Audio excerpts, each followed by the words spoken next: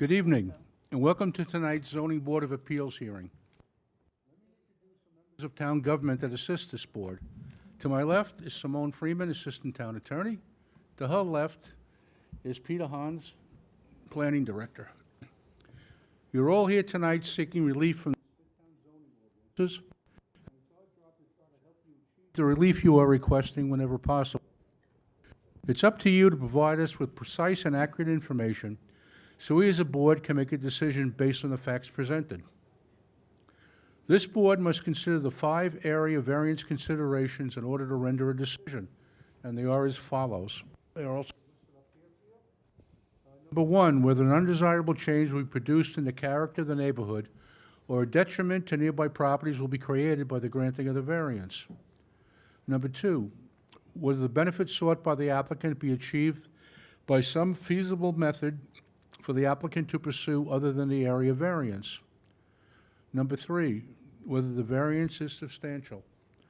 Number 4, whether the proposed variance will have an adverse effect or impact on the physical or environmental conditions in the neighborhood. And number 5, whether the alleged difficulty was self-created. Procedures for tonight's meeting. Cases will be called in the order they are advertised.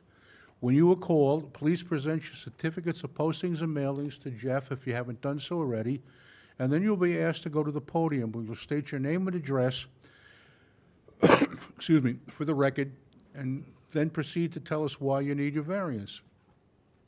At the end of your presentation, if anyone in the audience would like to speak on your case, they will be given one opportunity to do so. Then the applicant can come back to the podium to answer their concerns. Once the public hearing is closed, no further information will be accepted concerning the case. There are 2 ways to find out about your case. You can call the planning department tomorrow after 12 p.m., or you can wait and to be notified by mail. All right, Peter. Mr. Chairman, the first case for tonight is case number 19192, Michael Zimmerman, 58 Schuyler Drive, Comac, New York. The request is for variances to reduce the minimum side yard setback from 24 feet to 3 feet, that's 18 feet existing, for a proposed 336 square foot pergola, to reduce the total side yard setback from 60 feet to 21 feet, that's 37 feet existing, for a proposed 551 square foot basement addition, a 305 square foot first floor addition, and a 336 square foot pergola. And the last request is to increase the height of an accessory structure from 15 feet to 17 feet for a proposed 336 square foot pergola. Good evening. Good evening. How are you? My name's Phil Ferrantello. I'm the architect on this project. Mr. Zimmerman may be running late, but I need him for, you don't have power of attorney, do you? no, that's what I was waiting for him to. Is he to get coming? here. He is coming. Yeah, I think he's running All late. right, I need him first. Okay. So what we'll do is, Skip. Yeah. when he comes in, you let me know, and then we'll bring you back up. Okay. Got Okay. it. Thank you. All right, thank you. Going on to the next case, case number 19193, James Vita and John McIntosh, 29 Fernwood Drive, Comac, New York. Request a variance to reduce the minimum rear yard setback from 60 feet to 42 feet for a proposed 273 square foot second story addition and a 250 square foot second story deck. Good evening. Good evening. Hi. So, yes, and actually, the address was 26. I believe you said 29, so It's 26. 26. Thank you. Could you introduce yourself, please? Yes, John McIntosh, 26 Fernwood Drive. This is Vita McIntosh. We're requesting to reduce the rear setback from 60 feet down to 42 feet for a raised kitchen off the back of the house with a raised deck attached to it. The side yard's not going to be affected. Anything as far as the neighborhood goes, there's several, even more than that, properties that have the same, almost same exact extension that has been done off the rear of their home. So there's 21 Fernwood, 19 Fernwood, 14 Fernwood, 16 Pinecone, 14 Pinecone, 10 Penguin. There's a variety of them. So it does conform with the neighborhood, so we're not making any changes that would be visibly unpleasant or interfering on any neighboring properties. So our side yard setbacks are remaining the same. The interior of the house, we're widening a set of stairs so we can add a chair lift for my father and for my mother so they can have access to the entire home and be able to utilize it. So we have widening those stairs to 42 inches, and we're putting them to the south side of the home. So why we needed the 12 feet on it was if we only went less than that, we'd be eliminating a window downstairs, which lets a lot of light into the home, and also we'd have to reconfigure the HVAC system. By pushing it back a little bit further, we wouldn't have to, mess with that, so it remains the same. We wouldn't disrupt it.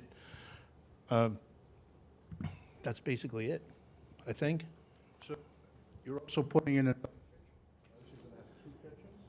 The stove downstairs has been there for 30 years. It's necessary. It's a single-family home. I mean, our family added together on the holidays is upwards of 25 people, so we do a lot of cooking. So we couldn't fit 2 stoves upstairs in the kitchen the way it is now. So we will eliminate that stove if this renovation's done, because we're doing a wall stove and a regular stove. In a new kitchen upstairs, that is correct. anyone on the board have any questions on this application? No, thank you. No. Blaine? Yeah, we would just, if you could explain to us where the internal access is that goes from the second floor down to the first floor, because the plans were a little confusing. We couldn't tell if the staircase was on the exterior or the interior. No, the staircase is on the interior. It's just that the distance of the 12-foot addition would make it so on the exterior, you'd see I guess you'd call it the slope of the stairs outside. That would be finished with siding to match the rest of the house. Okay. But it's on the south side of the home, where right now it's on the west side of the home on the rear. So this would be on the south, on the side of the home. They'd be relocated, so the stairs would go from the kitchen upstairs down into an open seating area downstairs. So there's complete access from one floor to the other without Absolutely. going outside? Yeah, and we even, because we're installing a chairlift in there, we actually even, it's not only open, we widened it to 42 inches, so someone could actually, for example, if my father was in the chairlift going downstairs, someone could actually walk down the stairs next to him, so to make sure, he doesn't fall out. We just wanted to make sure it was a single-family home and had that. Absolutely, 100%. Yeah. Yep, Okay. Thank you. thank you. Sabrina? Yes, Mr. Chairman, to ensure full compliance with our review, we wish to consider information presented by the applicant, as well as any comments from the public before we make a recommendation to the board, so therefore no decision will be made tonight. So there'll be no decision tonight on your application. I'm sorry, and the reason for that being? We just want to understand the testimony and see if the public has any other comments to add before we make a recommendation. We just want to learn more about the project. Okay, so I mean, but wasn't that what this was for, that if they had an issue, they could come here tonight and ask? Yes, and that's what I would like to see. Oh, okay, thank you. Okay. Thank you. Is there anyone in the audience like to be heard on this application? No? Can I have a motion to close the application, please? So moved. Motion has been made to close the application. It's been seconded. All in favor? Aye. Motion carried. Thank you. We're going to go back to the first case. Yeah.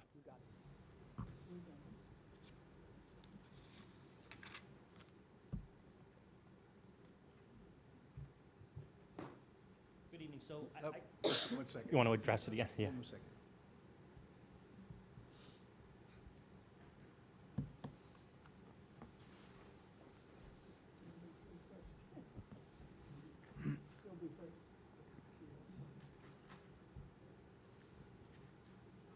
Just for the record, we're returning to the first case that was advertised, case number 19192, Michael Zimmerman.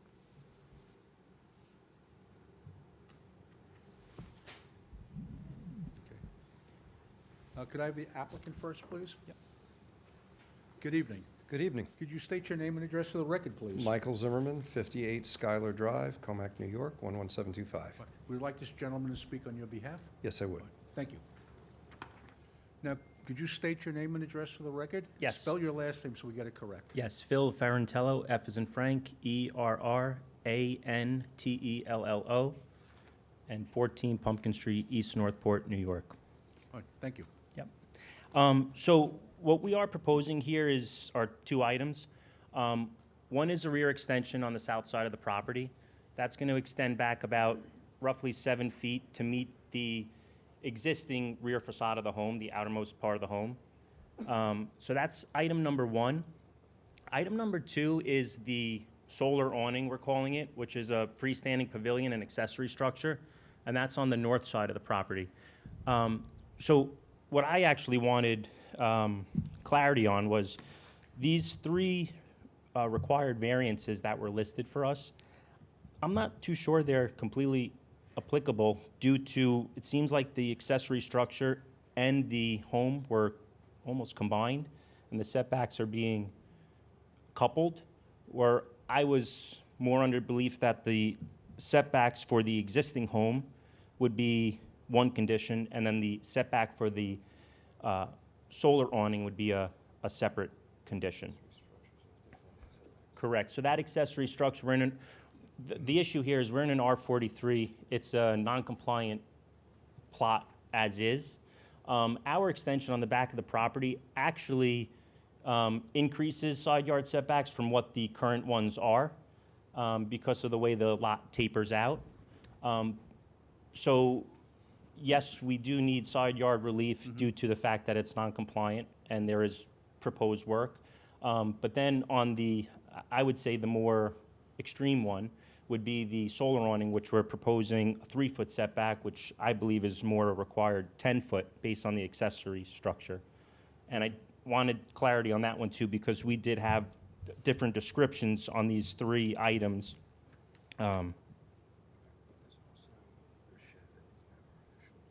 Yeah, yeah.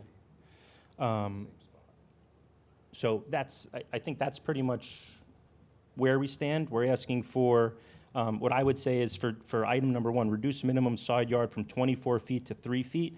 I would actually say it's really 24 feet to, well, 24 feet to, it's really 24 feet still because, I'm sorry, it's really 18 feet because that's that existing point. It's not 3 feet. 3 feet is for the accessory structure. Reduce total side yard from 60 feet to 21 feet. Existing's 37 feet. Once again, that 37 feet is going to remain because our most closest points to the side property lines are actually existing lines, not what we're proposing. And then I guess there would really be a third item, which is now reduce side yard setback of accessory structure from 10 feet to 3 feet, and then increase height of accessory structure from 15 to 17. So that was my understanding of what it probably should read. I'm not sure why they got combined, but I think it is important to know that it's two separate, as the diagram shows, there's two separate bodies of work happening. One is attached to the home, one is an accessory structure, which is a solar awning. Okay. So- Let me just ask you a question. Yeah. The pergola, Correct. it's on an angle. Correct. You tell Yeah. me why? Yeah, so, and I'll let Michael speak to it too, but as a solar awning, the most efficient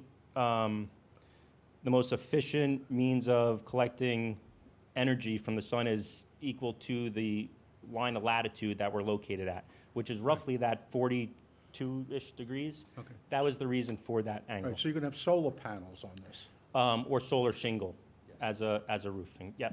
Right. So it's not just a regular pergola. Okay. All right. The purpose is solar and shade by the pool. And sorry, the purpose is for solar power. My neighbor has a lot of trees on the opposite side. I prefer not, they gave me authorization actually to cut trees and to top trees and things like that, and I like trees. So the best place for me to place this without affecting the trees is over there. It's on the opposite side of the yard from where the sun is coming from. Okay.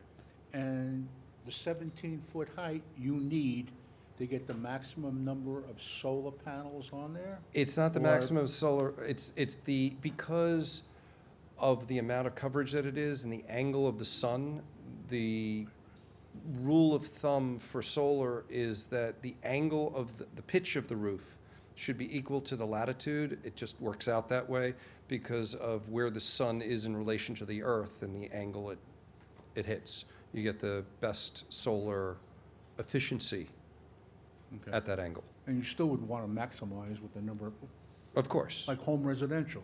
Yeah, mean, I they'll- just. They'll put it all over the roof. for you. Exactly.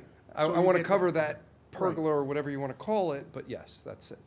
And I think the reason for the 17-foot tall top portion of the pavilion was due to, we wanted to have a starting point of, I believe it was around 9 feet, so by the time you then take that angle, extend it over the width of the pavilion, that's where you end up.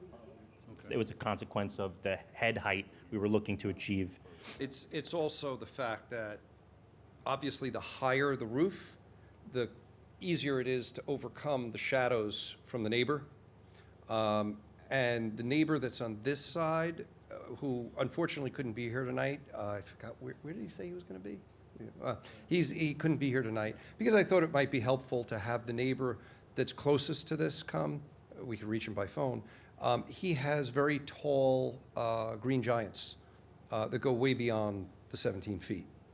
So he can't even see it. Okay, all right. You know, I was just curious, because most of the time, a pergola that we get, people are going to put, table chairs underneath it to, block some of the sun. Yeah, we'll still use This it is for just that, yeah. basically for solar. And I'll use it for shade by the pool, but yes. Okay, And you can see the green giants on the right side. yes. Okay, thank you. Does anyone on the board have any questions on the application? No, thank you. Planning? We did, but the applicant answered them. Yeah. Thank you. Okay. Is there anyone in the audience like to be heard on this application? Can I have a motion to close the application, please? So moved. Motion has been made to close the application. It's been seconded. All in favor? Aye. Motion carried. Thank you. Thank you, have a good night. Have a good night, thank you. The next case. What? Oop.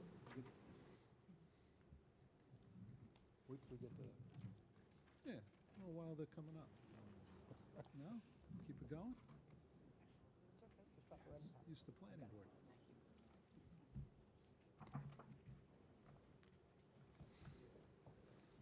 Let me slow it down. Okay, now we're all set. The next case, number 19191, Dean and Helena Tribacci, 295 Bow Drive, Hopog.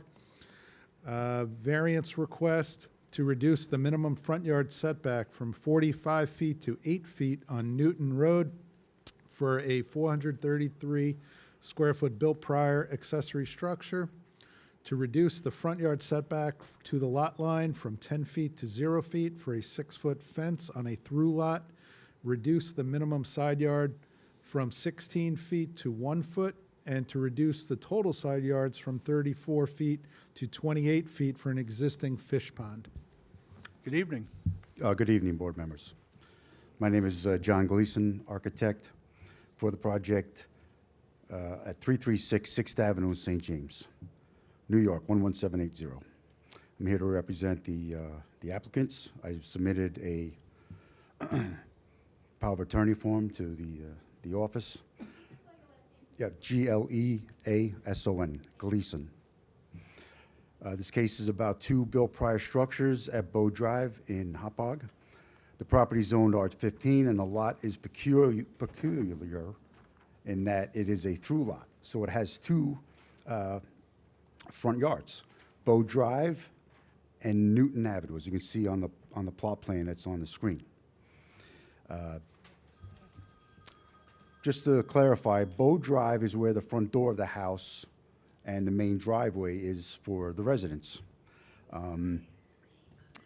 There's a detached garage that is located now, currently on Newton Road, that faces Newton Road, and has access. The garage is 20 by 10.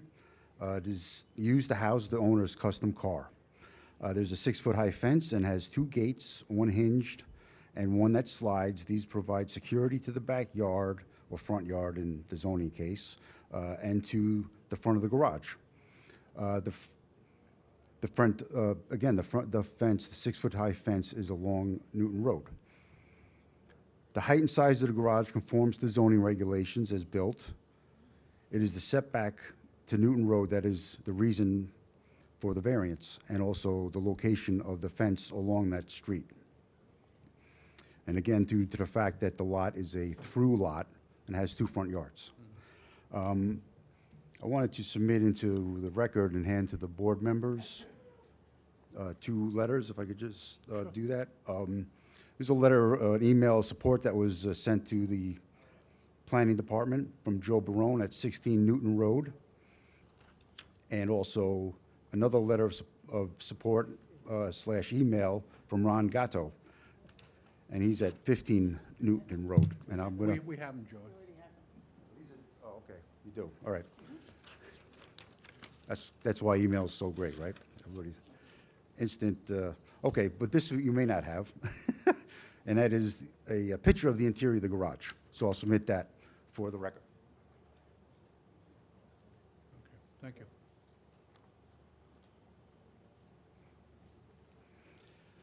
All right, so I submitted to the board the picture of the custom car that's in the, that's housed in the garage that is now on the property.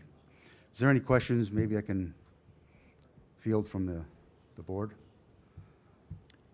This car is not driven on the street.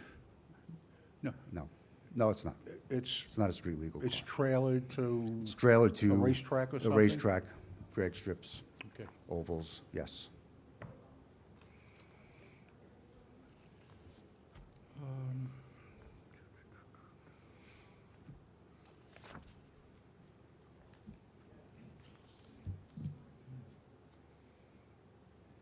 And the pond that's on the property, like a, It's a, koi- it has, koi pond? yes, it has koi's currently in the pond. It's on the side yard. okay. It's kind of shielded by a lot of landscaping and bushes, not really seen from anybody, neighbors or the street. You know, it's in a fenced-in area, protected. All right, thank you. Okay. Anyone on the board have any questions on this application? Yeah, a couple questions. One, we received a letter with some concerns. One of the comments was the gate. Does the gate swing out? There's a section of the gate that does swing out. So if it's at 0, if it's on the property line, it swings out, does it encroach into the right-of-way? Oh, yeah, yes. It does encroach into the street and then gets closed after, you know, the car or trailer is moved from the property.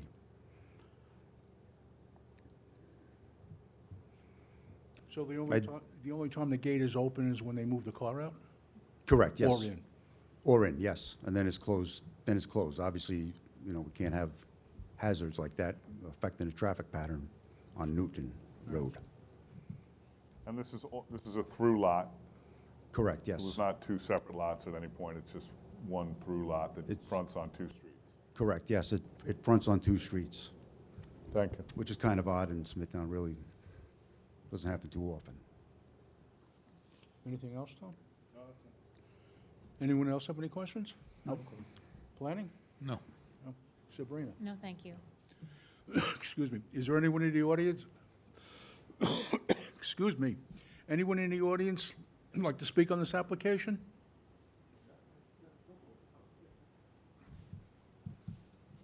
Okay. Good evening. Good evening. My Could you- name is Joseph Kotak. I reside at 11 Newton Road, Hopog. Joe, can you spell your last name so we get it correct for the Sure. record, please? Kotak. Thank you. My property abuts this garage and location. I noticed that the application doesn't include the fact that the structure was built by the homeowner in the spring of 2023.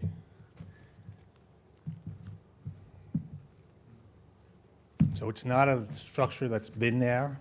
It's relatively new. Yeah, it says built prior. So the new front yard, because it was always a backyard that we're talking about, that was always the back of the house with really limited activity that occurred pretty much all the time. So now, included with this garage is a 34-foot curb cut that was put in the spring of 2023. 34 feet for a curb cut seems rather large, and it appears that it's creating more of a commercial environment on Newton Road, this second front yard. The gate is 2 sections, 19 feet with an electric gate on it. That electric gate has a 1.5-foot trench that you look at. You look at the trench, you look at the gate, you look at all the structure of the gate. The gate's not behind the fence. So again, it creates a commercial environment. The other section is 16 feet, and it does encroach into the roadway. And also, when it's opened all the way, it encroaches onto my property.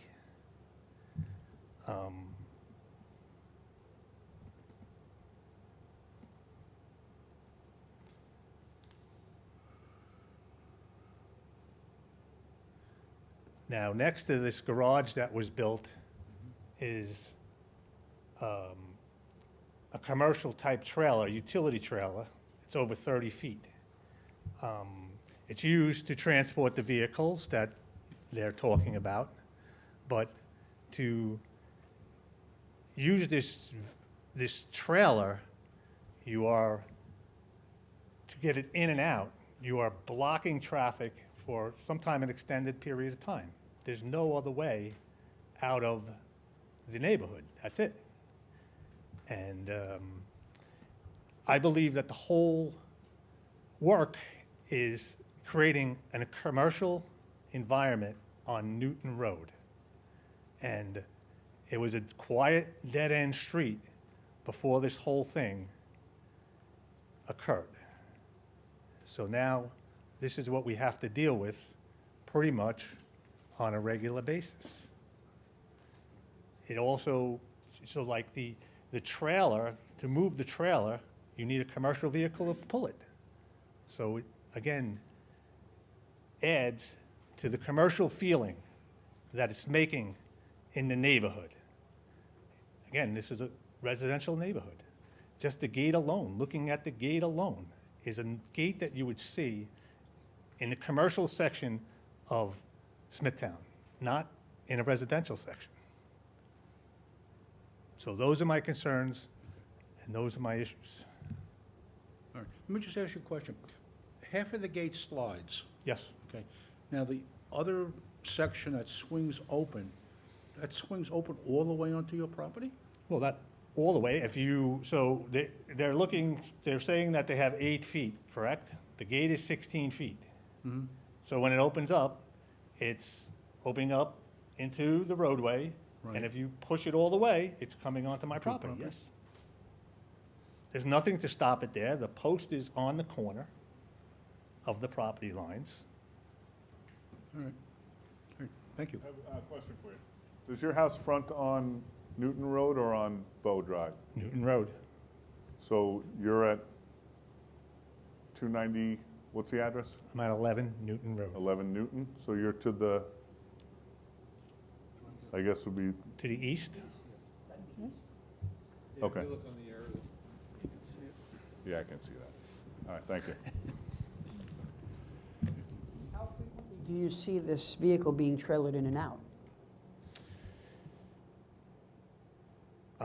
well, it just left last weekend, so it's basically hit or miss. I can't really say how frequent, because I believe in the last few months, it's actually been a little quiet, but then it picks up. So I'm not really familiar with whenever racing season is or whenever they're going to use the area back there. I mean, is it in and out several times in a day at the height of what you're calling racing season? No.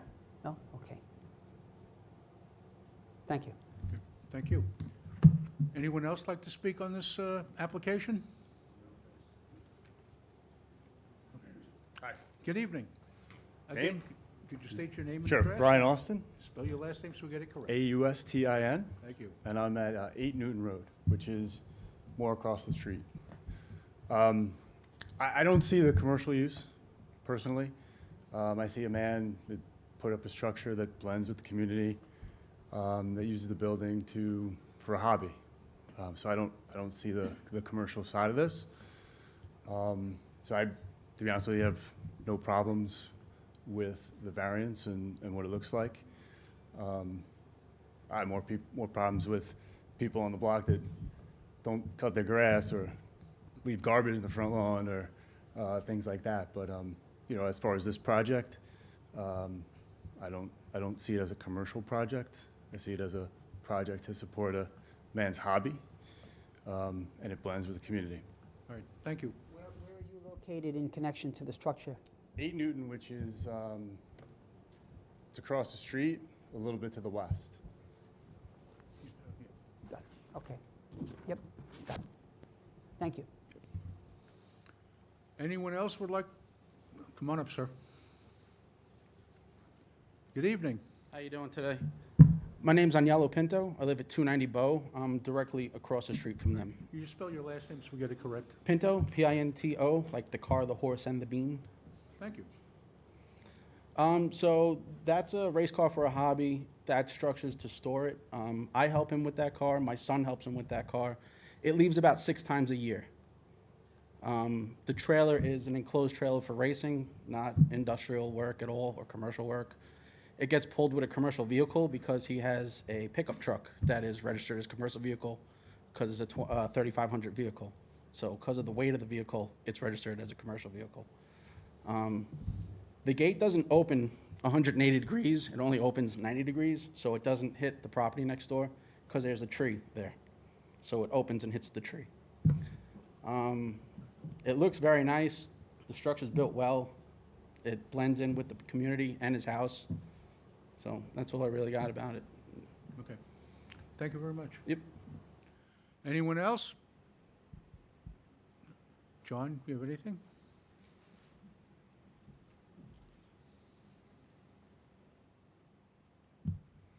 Yes, on the first gentleman's concerns, if there's any problem with a gate that's opening towards his property, then, yeah, obviously we can put a barrier or bollard in place so it only opens truly 90 degrees and not affect his corner of his property. That's no problem. Also of concern was the curb cut. Now, look, the curb cut is a Bill Pryor curb cut as well. That will have to go through its stages at the Highway Department and the Planning Department. So if it is too large, obviously, those departments will question the width of the curb cut and have to meet standards of the town. Okay? That's it. Thank you. Thank you. Can I have a motion to close the application, please? So moved. Motion has been made to close the application. It's been seconded. All in favor? Aye. Motion carried. Thank you.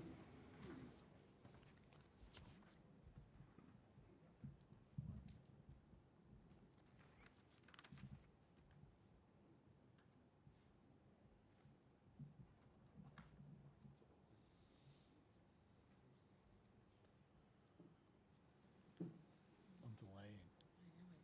Well done. Yeah, good? I'm good if you are. I was too fast before. All right. Next case, 19195, Bernard Sheehan, 22 Pataky Street, Kings Park. Property zoned RM7. Request is a variance to reduce the minimum front yard setback on Pataky Street from 25 feet to 14 feet, and to reduce the minimum front yard setback on McCarthy Place from 25 feet to 21 feet for an existing 235 square foot enclosed porch. Good evening. Good evening, Chairman, members of the board. Christina Fry, an attorney with offices at 7 Pine Ridge Drive, Smithtown, New York, 11787, on behalf of Bernard Sheehan for 22 Pataky Street. The building records on this property show that the dwelling qualified for a history letter as it was built prior to the code. Somewhat ambiguous as to whether the porch was an existing structure or if it was the enclosure of the porch that the building took issue with.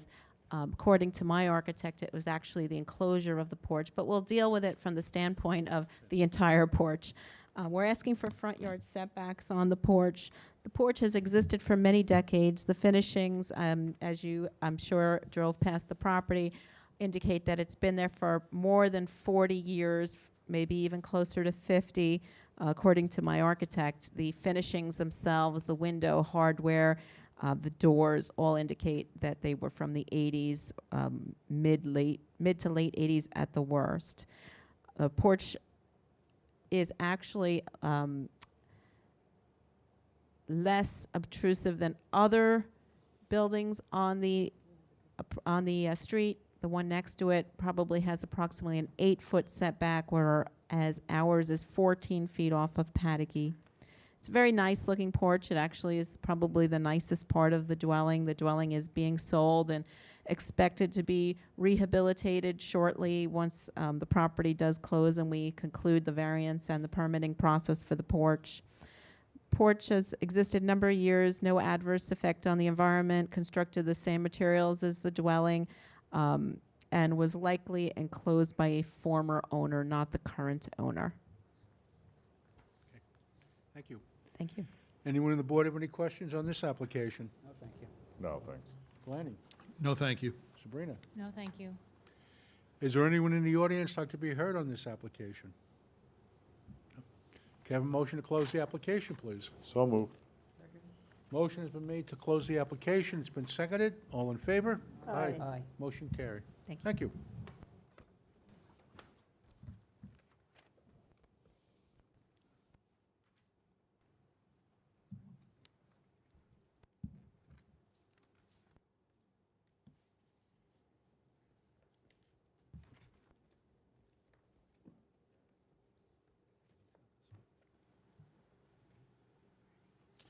The next case is case number 19196, Pina and Adamo Notarantonio, 48 Mayfair Road, Nesconset. Request a variance to increase the square footage of an accessory structure from 750 square feet to 850 square feet, to increase the height of an accessory structure from 15 feet to 22 feet, and increase the number of stories for an accessory structure from 1 to 2 for a proposed 850 square foot detached garage. Good evening. Good evening, Mr. Chairman, members of the board. My name is Vincent Tremarco. I represent the applicant. We've submitted the affidavits of posting and mailing to Mr. Hans. So this application is for a garage with a very high peak or gable roof. And the reason for that is my client happens to be a dentist, and I didn't realize it, but dentists, surgeons who also work with their hands have to stay in shape. So what he wants to do with the upper story, if you will, which is only part of the whole structure, is put in an exercise machines so that he can stay in shape. That's really the only reason for the high gable roof. You can see the square footage of the footprint is less than the requirement, and we're only adding that extra square footage, I guess about 100 square feet to the permitted 750 square feet, so that we can put basically a gym upstairs so that my client can work out when he comes home or work out early in the morning. We don't feel that this would have an adverse effect on the character of the area. Can the benefit be achieved by some other method? No, this is really the only place where the garage can be put. Whether the requested area variance is substantial, not really. When you look at it, it's not much more square feet than what the town's ordinance allows, which is 750. Again, it's 6-something on the first floor, and the addition is on the additional square feet is on the second floor. Will it have an adverse effect on the environment? No, there's nothing in there other than electric. There will be no facilities,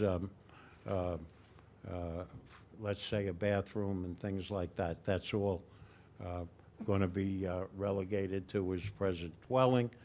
Whether the difficulty was self-created, we didn't do anything yet. We're asking this board for its favorable consideration. Thank you.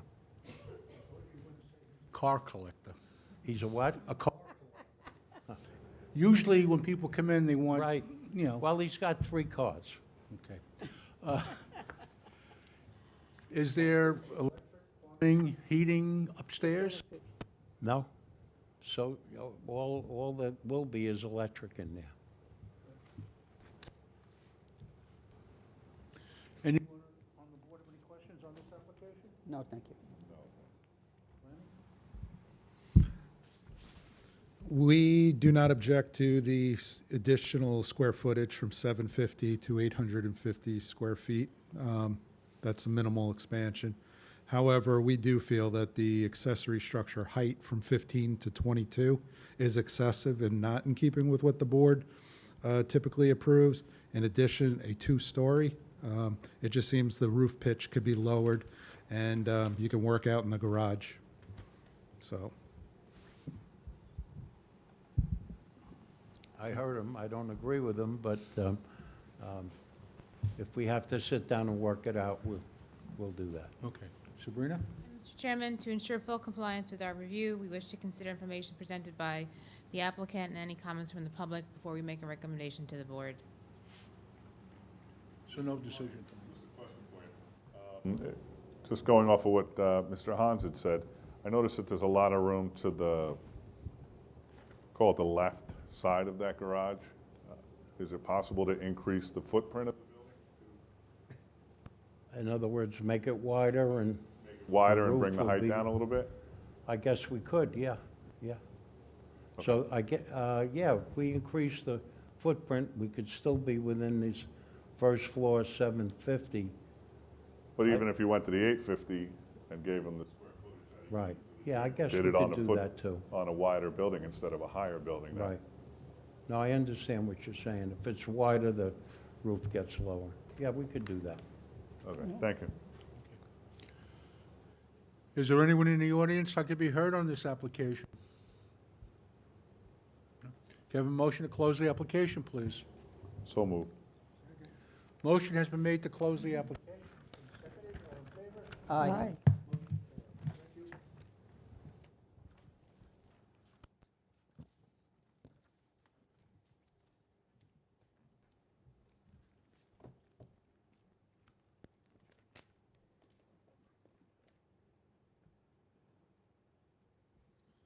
Next case, number 19197, Stephen and Helene Rizzuto, 951 St. John Lynn Road, Kings Park, northwest corner of St. John Lynn Road and Hemlock Drive.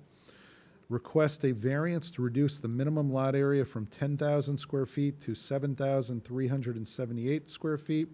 Reduce minimum front yard setback on St. John Lynn Road from 40 feet to 19 feet. Reduce minimum front yard setback on Hemlock Drive from 40 feet to 17 feet. Reduce minimum rear yard setback from 50 feet to 40 feet. Increase the maximum permitted gross floor area in the LWRP from 1,844 square feet to 2,000 square feet for a proposed 1,720 square foot, 2-story, single-family dwelling. Good evening. Good evening, Mr. Chairman, members of the board. My name is Vincent Tremarco. I represent the applicant. We've submitted affidavits of posting and mailing to Mr. Hans. Just briefly, I'd like to give you a little history about this property. The Marolas, the Vitas, and the Ferraras were probably the pioneers that settled San Remo many, many years ago prior to zoning in the town. As this board knows, the map of San Remo was filed in the late 1800s. And again, there was no zoning at the time, so people bought lots basically for $1 down and 50 cents a month from the Il Progresso newspaper. I guess the newspaper increased their circulation by advertising these lots. And actually, San Remo is probably one of the most beautiful areas in Smithtown. So in any event, Marola's, one of the pioneers, came in, and since there was no zoning, originally they built a kind of a deli, I guess you call it delicatessen type. Today we might call it a convenience store. And they operated that for many years. Then about 1987, Marola came in and came to this board and said, you know what, we just want to make sure that we have our variances and our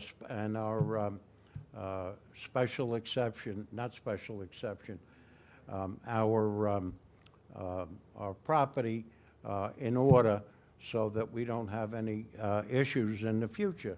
So they came to the board, and the board granted them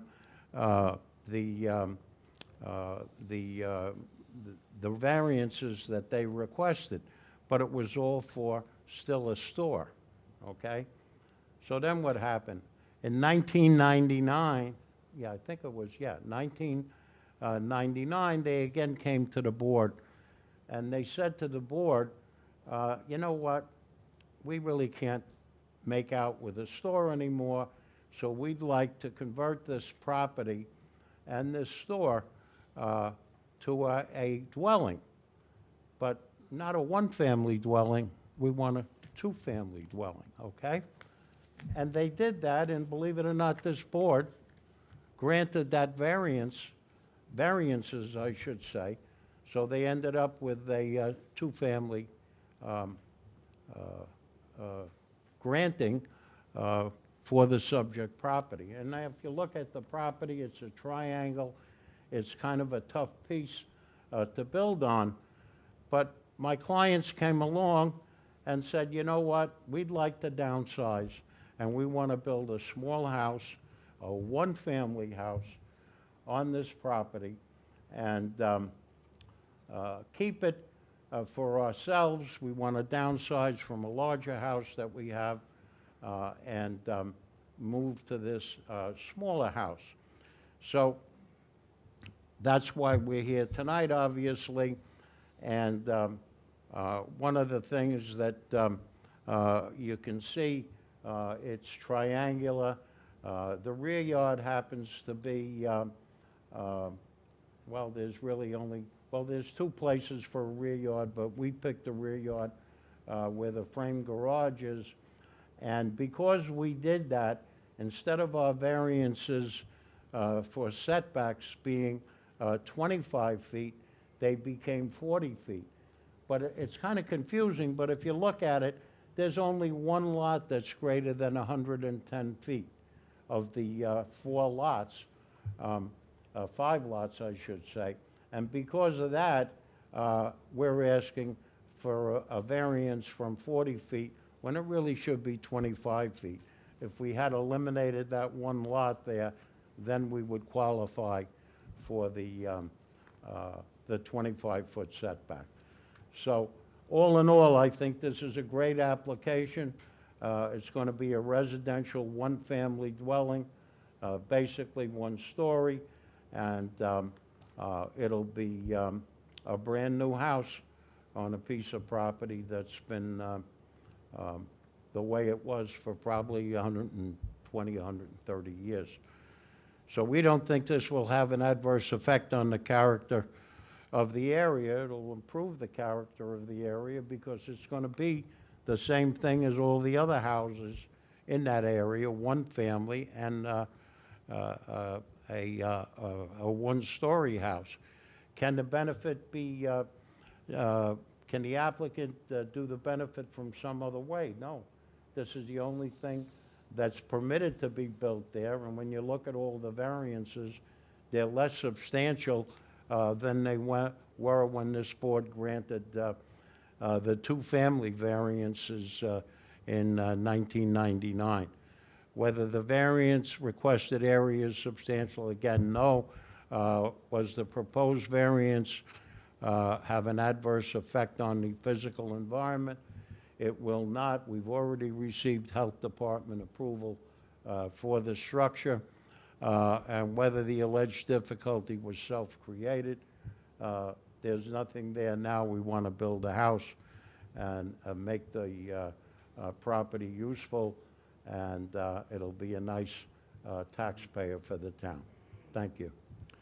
The existing garage on the property, is that going to remain, or are you going to knock it down and rebuild a new garage in I its think place? it's going to remain. Thank you. Anyone excuse me, anyone on the board have any questions on this application? No, thank you. Planning? Don't worry, you're looking at me like you're nervous. You're right, I am looking at you. No, we are in agreement that it's a buildable lot, and that a single-family dwelling can be constructed on the property. It's pending LWRP and SECR, so the board cannot act tonight. The only other comment we had was you might want to consider rotation of the house so that it fronts Hemlock Drive. We just thought you might get a more usable rear yard for the house. So, you know, it was just a suggestion. If you took that 40 by 26 rectangle and turned it 90 degrees, it may be better for the future homeowner to have a more usable rear yard. Thank you. Sabrina? Our comment was what Pete Hans just mentioned about LWRP. We need that so we can complete our review. All right, thank you. Is there anyone in the audience like to be heard on this application? Come on up, please.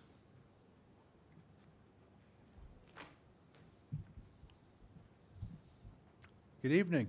Good evening, ladies and gentlemen. My name is Linda Faisler. I live at 35 Hemlock Drive. Now, Excuse me. you weren't correct about Excuse me, my Linda, can you just spell your last name so we get it correct? Faessler. You weren't correct about the time. I know the Marollas right. very well. Just direct. And my mom lived downstairs from the deli at one time. Anyway, the only thing that I was concerned about, where the front of the house was going to be, either on St. John Land or on Hemlock, because now it's an empty lot, okay? And there's a driveway on Hemlock, which is right across the street from my driveway. And I have problems now when the landscaping trucks are there, this and that, and I have to go out to work or whatever. You know how many times I almost hit one of the truck coming out of my driveway? Because Hemlock Drive is just really one lane. I mean, it's small. It's a beautiful area, and I think building a house there would enhance it, you know, than that dreary lot that's left there. But I'm just concerned, like, where is their driveway going to be?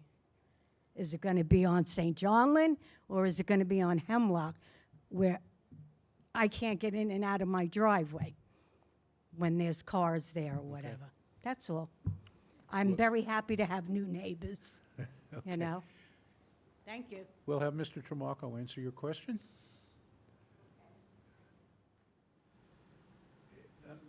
Excuse me, if you're going to speak, could you just introduce yourself, please? Stephen Rizzuto, R-I-Z-Z-U-T-O. Thank you. The site plan does show a parking area and I'm assuming it would be across from this woman's home. But there will be off-street parking. And that's why we didn't turn the building to make the front on Hemlock.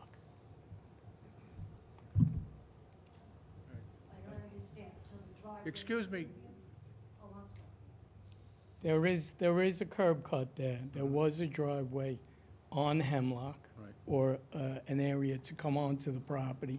That curb cut is still there, and the parking area I proposed off of Hemlock would be a lot easier for my daughter, this is why I'm building the home, to get off the street and back onto the street more easily than coming out onto St. John.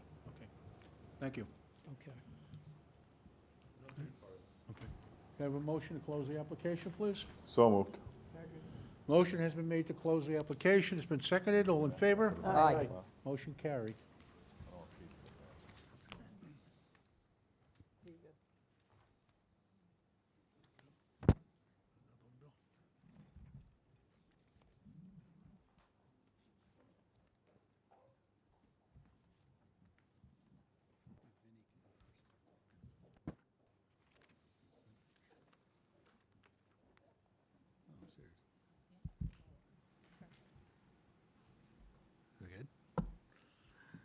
Next case, number 19198, Michael Capra, 73 Carl Court, Nesconset, northeast corner of Carl Court and Lillian Road, Nesconset. Property zoned R10, requesting a variance to increase the maximum permitted surface in the front yard from 25% to 38% for an existing asphalt driveway. Increase the maximum permitted paved surface in the rear yard from 25% to 40% for an existing paver patio. Reduce the minimum paving setback in the rear yard from 1 foot to 0 foot. Reduce the setback to the lot line on Lillian Road from 10 feet to 7 feet for an existing 6-foot PVC fence. Good evening. Good evening, Chairman, members of the board. Christina Fry, an attorney with offices at 7 Pine Ridge Drive, Smithtown, New York, 11787, on behalf of Michael Capra, owner of 73 Carl Court. A little history on the property. When I first had the survey performed on this property, there was a basketball court inside the fence along Lillian Road. We removed the basketball court paving in order to bring our paving percentages down. Additionally, you'll see there is a 10-foot strip of land in the rear yard between himself and the neighbor at 19 Lillian Road. That is an easement that the county has. At the time I received the first survey, that was also paved and the fence was beyond the easement. So we have brought the property into compliance in terms of removing the items that were in the county easement. So we've rid ourselves of a basketball court, and we have complied with the county requirements in making sure that we didn't block the easement. So now we are here before you for the existing over paving in the front yard and the rear yard. Additionally, we have a fence on Lillian that does not meet the 10-foot setback, but instead is 7 feet. And because we were coming for the paving and the landscape is so nicely done along Lillian, we did not want to move the fence, so we're here asking the board for a variance for that fence of an additional 3 feet. As I'm sure the board has passed the house, it's a very, very beautiful home, very well kept. The landscaping is very well kept. The increased paving in the front yard is really due to a circular driveway, and the paving in the rear yard is due to pavers. They like to entertain, and it's much easier to walk on pavers than it is to walk on grass when you're entertaining. I don't believe the fencing and the overpaving are large requests. They're minimal requests, things that are not noticeable to neighboring properties, especially the paving where you can't see into the backyard due to the fencing, not noticeable to neighboring properties. This is a corner lot, as we said prior. The pool is off to the far side of the interior side of the lot, and the homeowner, I will say, is responsible for having added the paving and the fence, so he is at fault for that. All right, thank you. Does anyone on the board have any questions on this application? No, thank you. Planning. No, thank you. No, thank you. Is there anyone in the audience like to be heard on this application? Can I have a motion to close the application, please? So moved. Motion has been made to close the application. It's been seconded. All in favor? Aye. Motion carried. Thank you. Have a good evening. You too.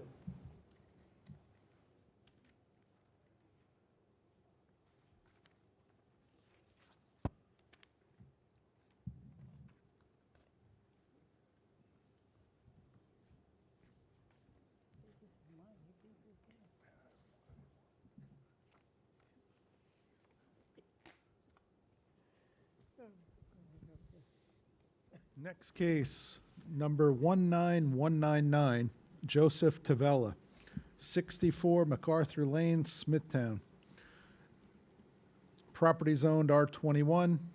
Variance request to reduce the minimum side yard setback from 16 feet to 8 feet for a proposed 750 square foot detached garage. Reduce total side yard setback from 34 feet to 17 feet for a proposed 750 square foot detached garage and proposed 16 foot by 32 foot semi-in-ground pool. Good evening. Good evening. It's Michael Arado, representing the owners, 245 Route 109, Suite D, you West. have- Yeah, he's got it. The You have power? power of attorney. I have a copy with me if you need it, but it should be in there. Hold on a second. You want me to just give you my copy? If it's in there, he'll get it. It'll just take a minute. to Oh, got check it. No problem. Was it sent earlier Yeah, today? it was given when we dropped the packet off. Okay. It's ARATO.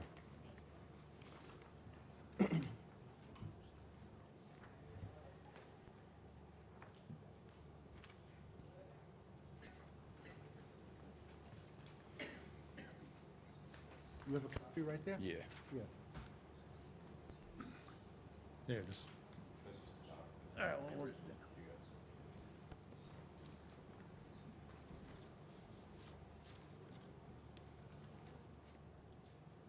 It's good? I would continue. Yeah, normally it's listed on the agenda that we received it.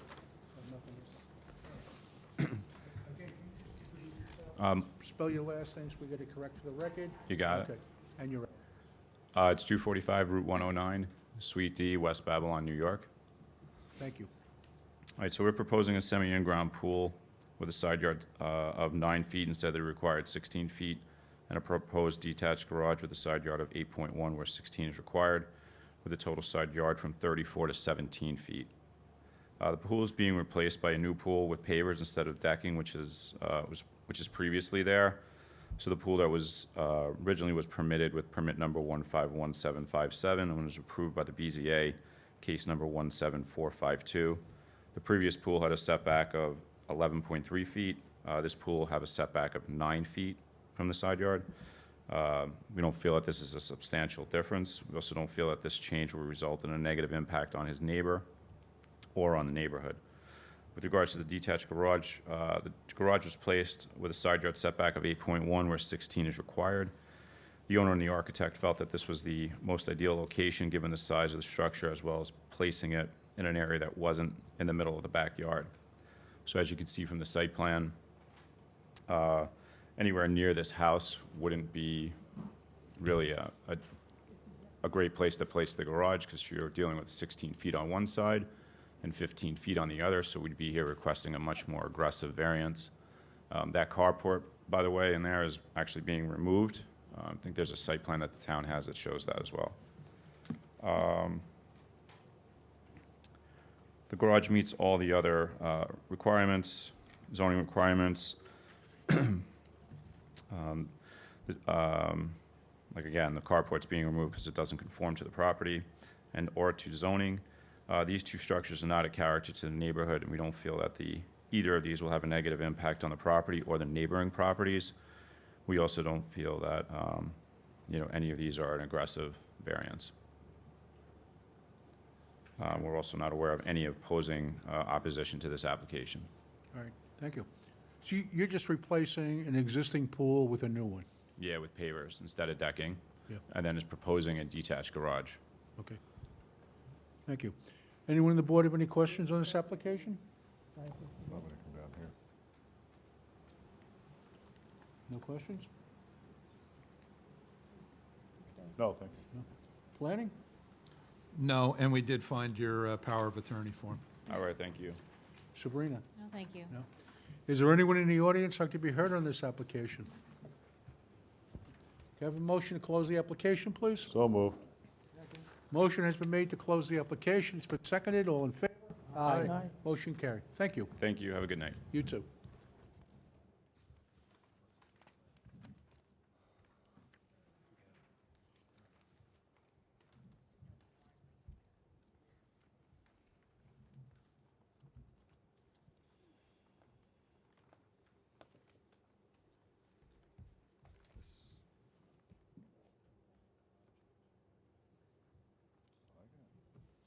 Or not.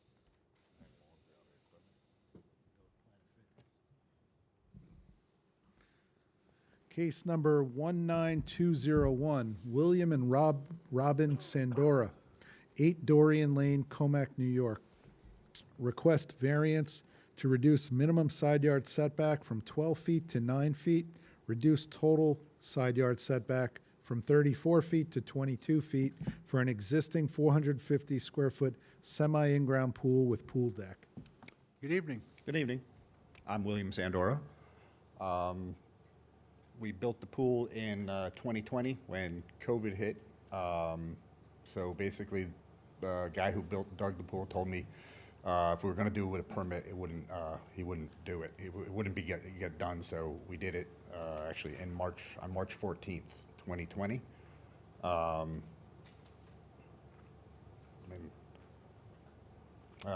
He also said at the time it was could be within 5 feet of the fence, but to backfill it would have to be by hand. So he suggested moving it to, I guess, the 9 feet. But and he was the guy who dug pools, so I took his word for the setback about but it's 12 feet. Now I know. So Okay. all right. Does anyone on the board have any questions on this application? Okay, but thanks. Planning? No, thank you. No, thank you. Is there anyone in the audience like to be heard on this application? Can I have a motion to close the application, please? Motion has been made to close the application. It's been seconded. All in favor? Aye. Motion carries. Thank you. Thank you.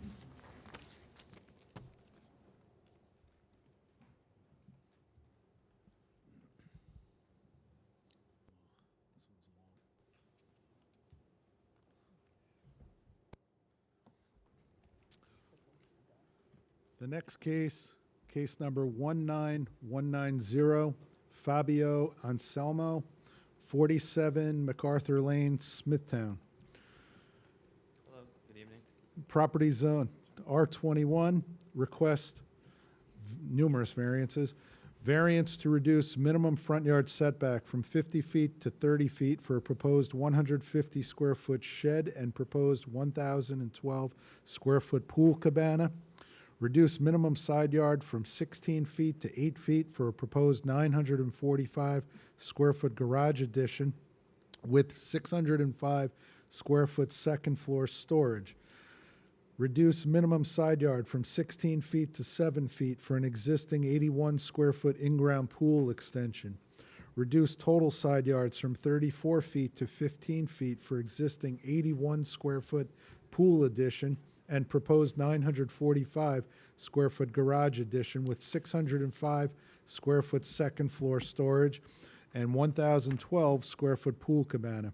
Increase square footage of an attached garage from 750 square feet to 1,323 square feet for a proposed 945 square foot garage addition and existing 378 square foot attached garage.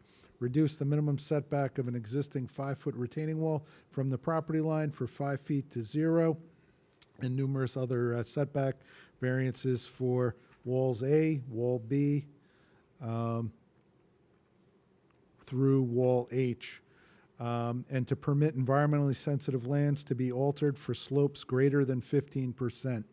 Permit construction within 10 feet of any slopes greater than 25%. Good evening.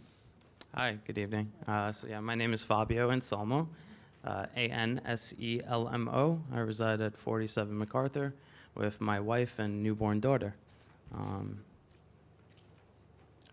Nice. I would like to have Ralph speak on my behalf now. Thank you.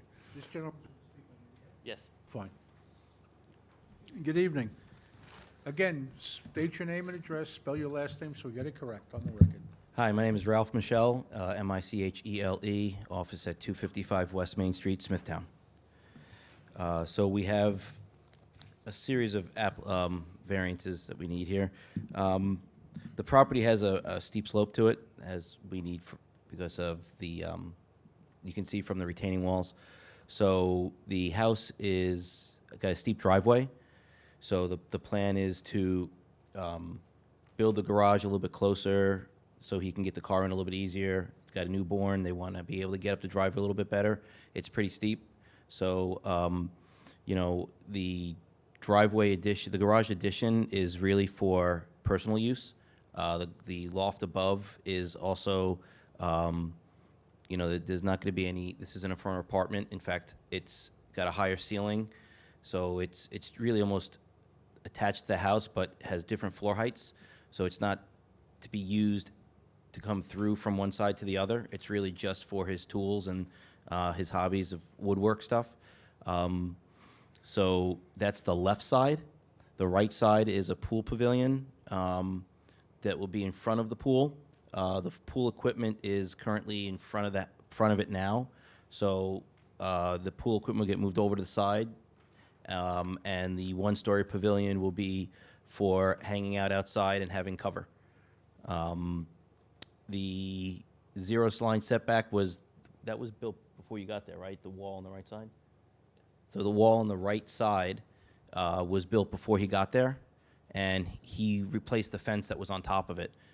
But it's at 0 right now. The neighbor on the right side of the property has no problem with it.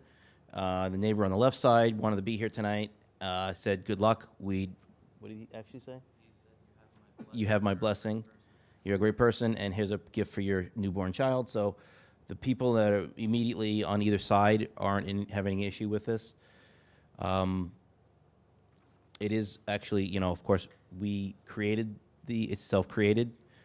Putting it in the backyard would be a little bit more problematic with the slope, so it would take a lot more cutting of dirt than if we put them on the sides where it's flatter to deal with, especially with the pool on the one side. Trying to push that behind the house, there is a large slope that's already there, so we didn't want to have to cut into that, and moving the pool isn't really a good option either. So the pool company did expand for a little waiting area, with like a little, 1 foot, right? So it's 1 foot deep for for now that he has his child to play in that area. But the pool company did not advise him that he needed a variance or a setback problem. They just said, no problem, we'll take care of it. So the pool was there, though, but there was a small extension put on that. Yeah. So the reason that was done is because we needed to replace the liner. The liner was torn, and then when the pool company was out there to replace the liner, we wanted to add a sun deck, which is what he's describing right now. It's about 1 foot deep, and the cost of replacing the liner is substantial. And when we talked about adding on a sun deck, he did not mention that there was a need to have that permitted, and that should be done before replacing the liner. And that's just kind of how that played out.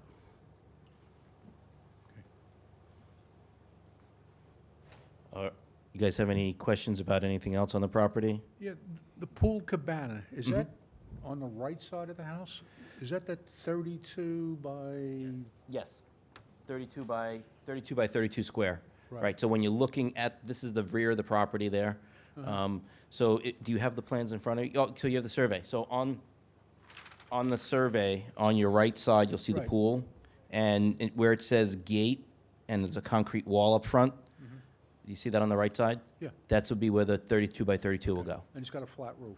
It's a pitched roof. Yes? Hold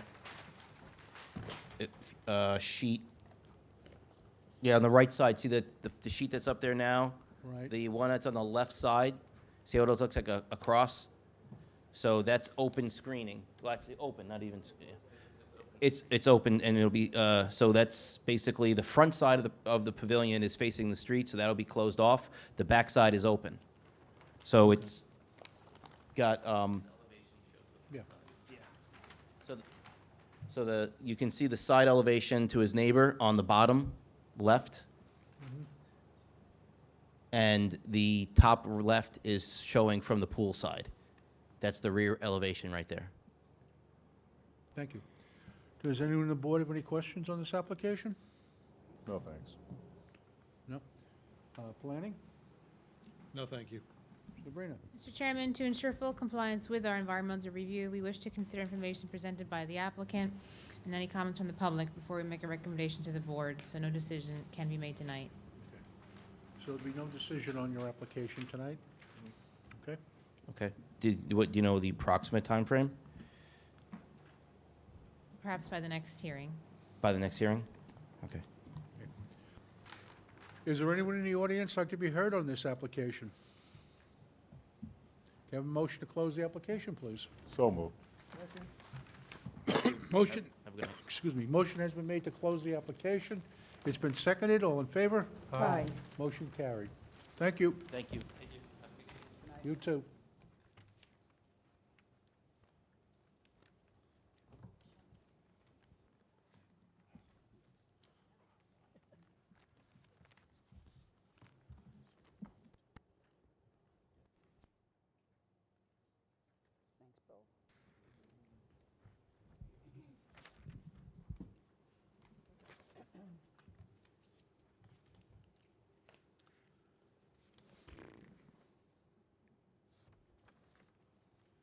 The next case, number 19200, Daniel Cox, 39 Meadow Glen Road, Fort Salonga.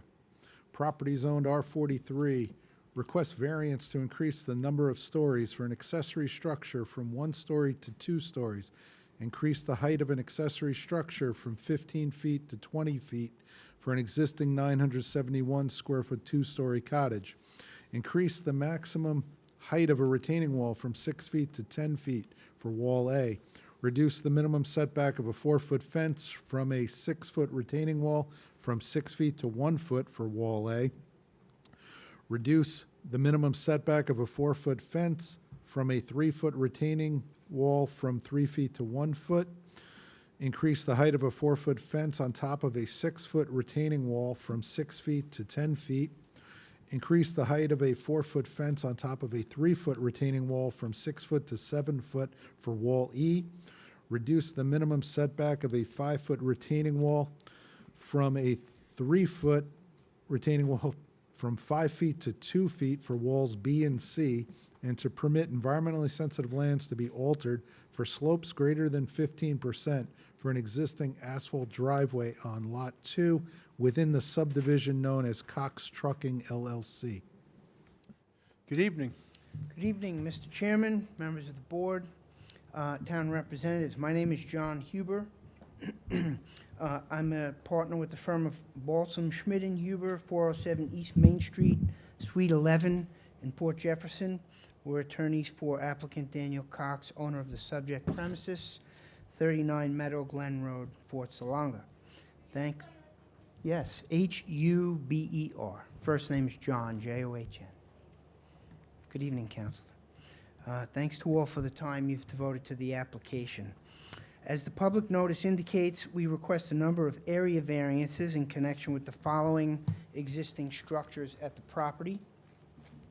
First, a 2-story accessory building situated proximate to the northwest corner of the residence.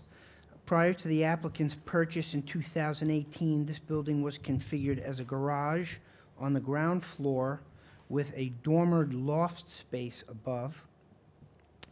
Going forward, Mr. Cox intends to use the ground floor area of this building as an exercise and fitness area and the loft space above for storage. Next, there are a series of fences and retaining walls situated within the increasingly elevated terrain behind the residence back to the northern property boundary. And finally, there's an asphalt driveway situated on the eastern portion of the premises.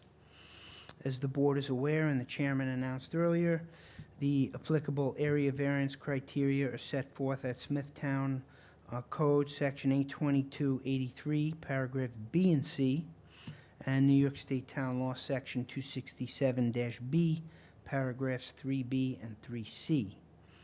I'll discuss in turn the variances requested for each of the foregoing structures, and I have a series of materials that I'd like to submit, if I may, as I make my presentation.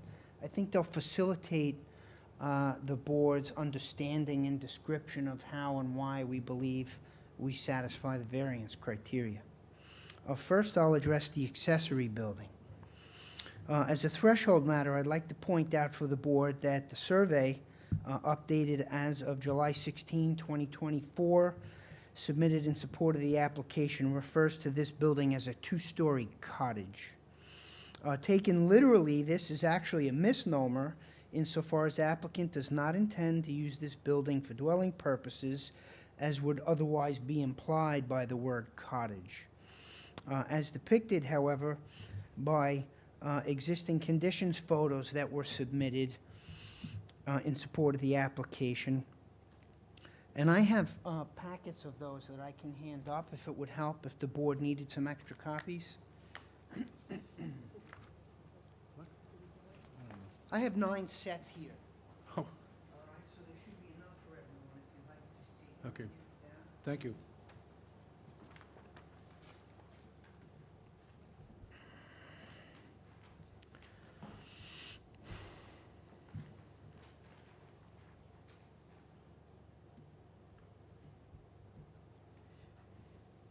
May I continue? Okay, so just so the record is clear, this packet is labeled in the lower right corner, accessory building photo packet, photo number 1. And I have the tonight's hearing date, applicant's name, Daniel Cox, and the BZA case number is on there.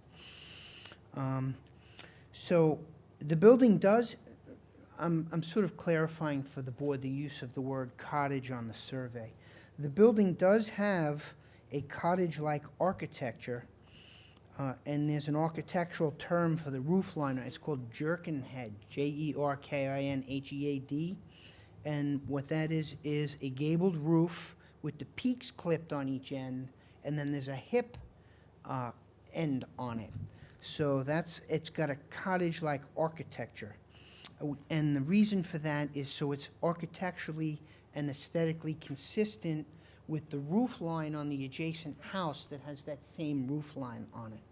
And the plans that you had that depict this accessory structure on the elevations, I think it's sheet 4 out of 5, show that roof line. And hence the cottage label on the survey. While we're discussing the accessory building and the existing conditions photos, I'd like to direct the board's attention to photo number 4. That is literally 4 pages in. And if you see, that's a photo, existing conditions, of one of the walls on the ground floor inside, and you can see the shadow of the old staircase that was going up to the loft area in that building. And those stairs have been since removed and replaced with the stairs that are depicted in that photograph. And I'll refer back to that later, just for purposes to demonstrate that, in fact, the garage that had existed here for a number of years, at least up until 2018, when the applicant purchased the property, did in fact have a loft area above. Okay, so against this backdrop, I have a labeled photo that I'd like to hand up. And this is a photograph of that garage prior to applicant's purchase in 2018.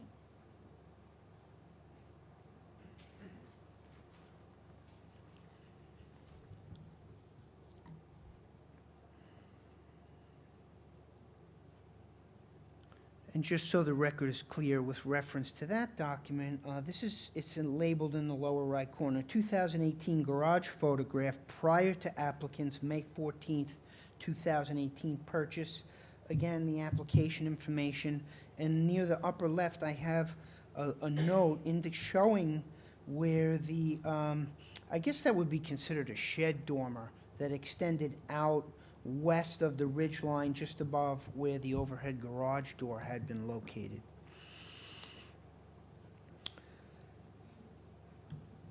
Okay, also, for some information, this garage currently and will continue to share a single electrical meter with the main house.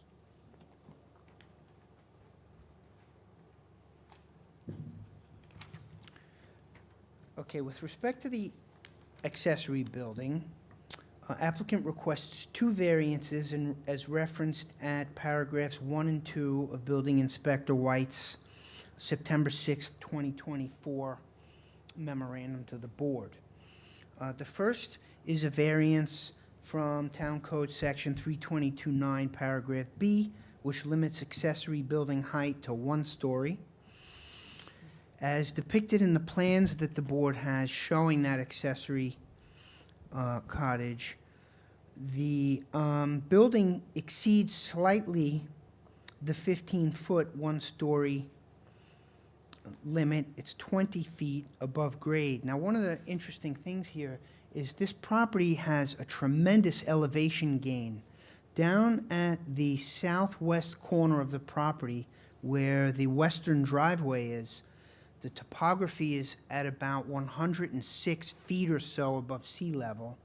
And I also have a Suffolk County GIS aerial image I can hand up to demonstrate for you the topographical elevation gain. And up at the 90-degree angle on wall A, at near the property's northern boundary, northeast of that circular patio, the topographical elevation is 150 feet. So we have about a 40-foot elevation gain from the property's southwest corner up, moving northeast to the property's northwest corner.